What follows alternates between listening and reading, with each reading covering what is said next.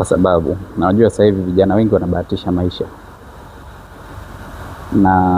na mimi naona baada ya miaka 20 kutakuja kutengenezwa vijana wa hovyo, kwa sababu vijana wanapendi kubeti maisha. Vijana wengi wanapenda kubeti maisha. Sasa ukiona kijana na beti maisha, huyo ana opportunity kubwa sana kupoteza. Usione mtu leo anamiliki gari, usione mtu leo anajenga nyumba anayotaka, anamiliki gari analotaka, ana uhakika wa kifedha. Fuatilia vizuri. Walikaa chini na kuweka commitment sahihi na kufanya na kuweza kufika hapo ilipo. Fanyeni research vizuri.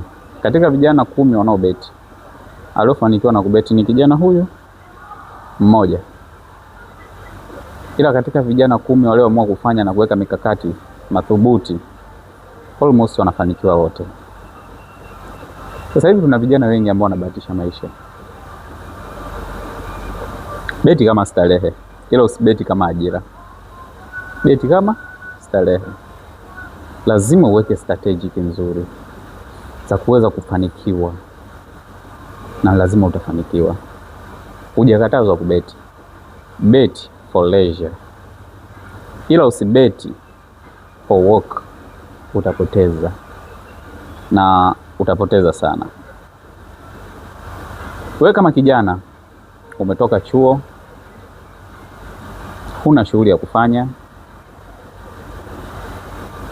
Wewe kama kijana umeajiriwa, unaingiza kipato ambacho unaona hakikutoshi, njoo, mimi nitakufundisha. Nipo tayari kukufundisha na kukupa mikakati thabiti ili tuweze kufanikiwa sote.